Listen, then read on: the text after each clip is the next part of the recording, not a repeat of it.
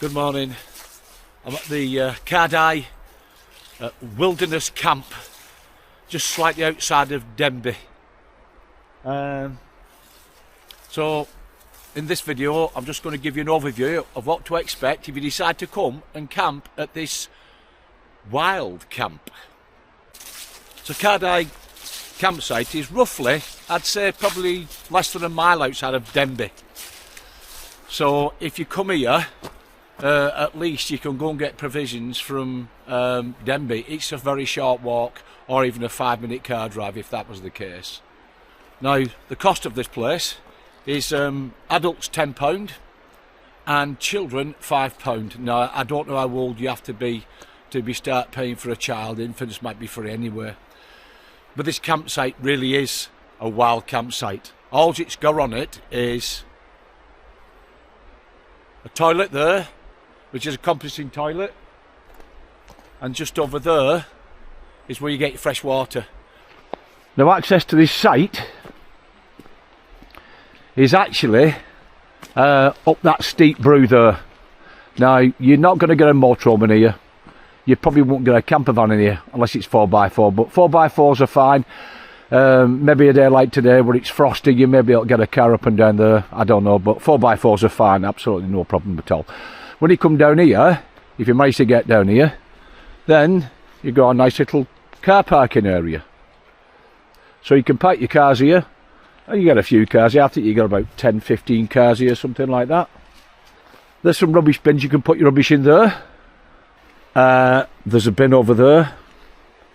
And you can have fires here as well. I had a little tiny fire outside yesterday, but you can use these things here. Somebody's obviously made like a makeshift thing there at some point.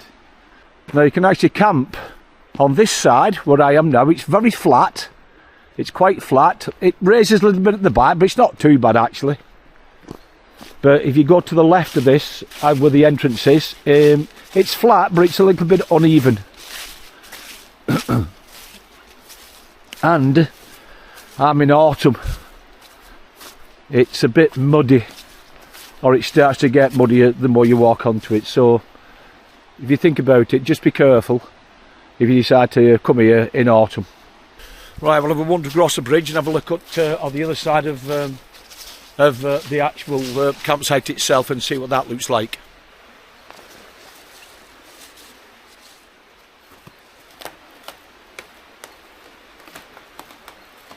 There's a river running through the campsite itself, and I can imagine in summer the children and no doubt the parents have a fantastic time having a little paddle around this area. Lucy's also made like a bit of a swing there to swing out. Now I wouldn't like to jump off that, it looks quite shallow. Now, this place is very popular with 4x4 groups, like Land Rover and different things like that. And how they get across this side of the river, I'll show you. So you can see where my car is there, it comes down there. I've seen videos where they come across this water here and they come up obviously up here, and then they'll camp out round this area here. And no doubt this area, you can see the 4x4s have been there anyway. And it looks as though somebody's actually camping up there at the moment. I've no access to the internet here, so I'll just have to remember what I remember off the website itself. You can burn any timber that you find in these woodlands as long as it's on the floor. You can't go cutting things up to burn it. Bring your own logs, or I've heard that the campsites sell them in bags. Now apparently the owners don't actually live on site, so somebody may be running the campsite when they're not here. But you know, if you look on the website itself, no doubt it'll probably tell you. This looks like another toilet. Yeah, please do not play in the toilets. Who would want to play in the toilet anyway? Let's have a look inside. There you go. They're fairly clean, and the other one across there had toilet paper anyway. But I'm not sure you're down that lid there. As I said, it's a composting toilet. And to the left hand side there, they've got little bits of twigs and sawdust you can sprinkle onto whatever you drop down in that toilet. I suppose if you brought a chainsaw, I think they wouldn't mind you cutting this up, because obviously it's fallen, isn't it? So either that, or they use them as, I don't know, maybe just sitting on, to be honest with you. Now you can see where these 4x4s will go and have a mooch round there and have a play and probably camp down there as well, and along there as well. If you follow the tracks, it looks as though it's not flat, but no doubt if you've got a 4x4 you can camp in them.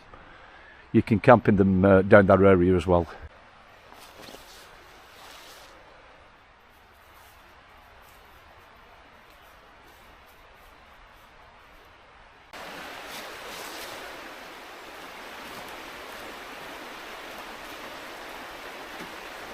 Right, let's go and explore the other side, the flatter side of this campsite. Now on this side of the campsite there's a couple of swings that somebody's set up, probably the owners, and the kids would have a great time swinging on them things there, even the adults.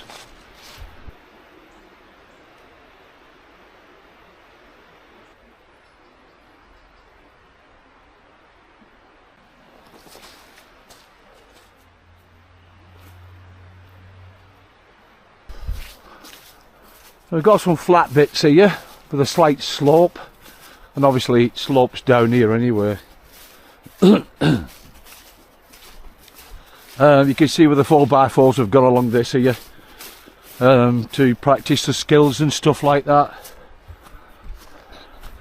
Now in general there's no actual signal, phone signal down here, but I've just come to the end, near the end of the site itself, not far from a little house down there, and I've picked a signal up.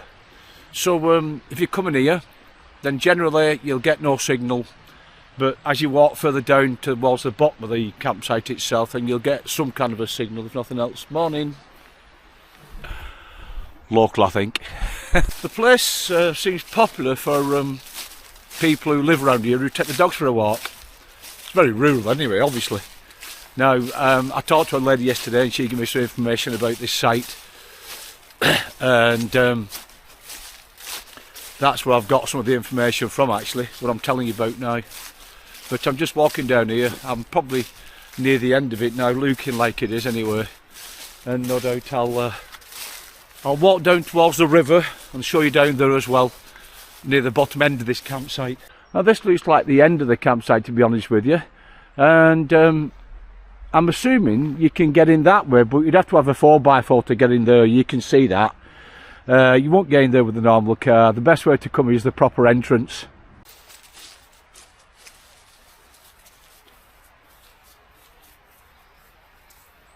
Some of these places here, when it's warm, I mean, you can probably camp over there if you wanted to, and this place here could be a lovely little bathing area, especially if it's hot.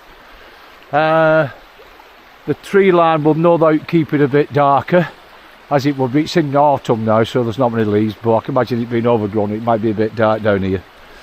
But the water looks absolutely lovely, and there looks quite deep actually.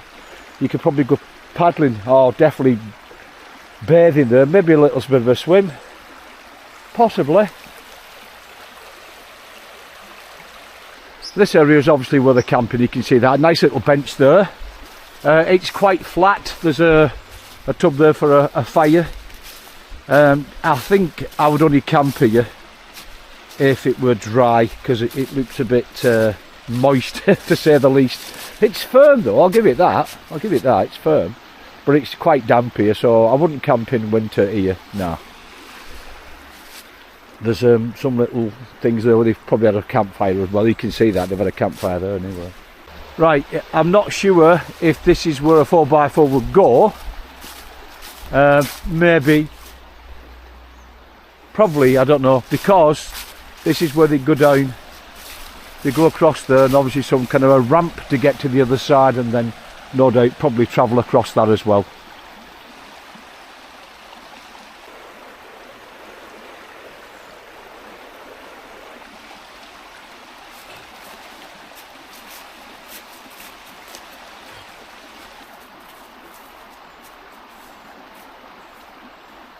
I think you can camp down this bit here, but I've got to feel you need a small tent. You won't get a big tent up here. That's if you can camp up here. It looks like a walkway really, but then again, they could walk through the back. Now that there across there would be a great place to camp, I reckon, especially in summer, and hopefully less chance of this river rising. and flooding you out, and then your kids and that, if you're bringing a family, could play here. That'd be really good. The river's fairly fast flowing at the moment, but it's quite shallow actually, and we've had a lot of rain recently, and so you know, if you're supervising your children here and to have a bit of a paddle, or maybe a little tiny dinghy or something like that, I don't know. You'd have to check the owner's website to make sure they can do stuff like that.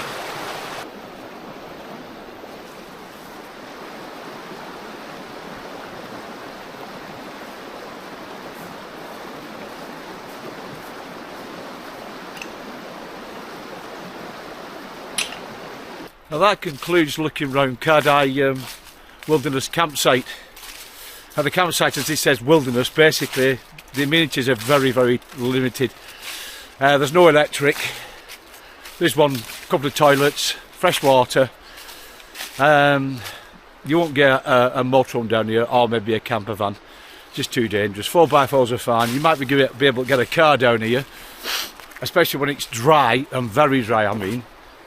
But generally, if you can't bring your car down here, there's a car park at the top. You can park up there, right next to a museum, a 1950s museum, which I think may have a cafe, but I'll have a look when I'm on the way out anyway. I think it's great for families here, because there's very little to do regarding electronics. You can't really get a signal down here. I got a signal right over the other side though. If you ever need to contact family or whatever, you get a bit of a signal over there. But generally, if you're coming down with the kids, bring some normal games if you want, or play in the river, or just have a nice family get together if that's the case. But as I said, not much signal here, or no signal really. If you've got Amazon or Netflix, you know, download it before you come here if you want to keep the kids entertained at night especially, or yourself really. But another thing as well, I think it's a good thing for if you want to try wild camping, then I think it's a brilliant idea to come down here and practice it anyway. If you don't want to go out to the wilderness and try to find a place for yourself or whatever, and you want to come here and try it yourself, for a tenner it's worth it.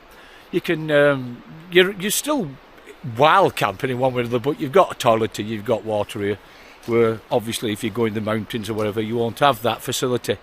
But at least you can practice, and you can practice your stuff as well, you know, what you think you can take and what you can't take. And so I think that's a good place to practice your wild camping techniques if you've never done it before, or if you have done it before, you want to practice, or come down here something, you know, off the beaten track, but really very close to a town centre where you can go and get your different, you know, your food and stuff like that. Also, if the campsite, nobody on the campsite, you can't get timber, then it's just a matter of going into Denby, and you can get it from Lidl, Aldi, Morrison's are all here.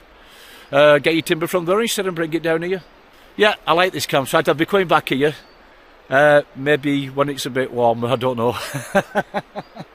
But anyway, hopefully you've enjoyed the overview of CaeDai Campsite. I'll put some information on the bottom of this video, in the description. It tells you how to contact the site owners. It's usually via WhatsApp, and the lady will give you details in order to pay your money before you turn up. As I said before, one of the locals said she doesn't live on site. So, you know, that's probably the easiest way. And no doubt there'll be rules and regulations on the actual web page to tell you what you can and can't do.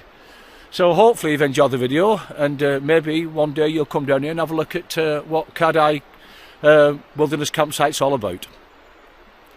Thanks for watching, and hopefully I'll see you on another video.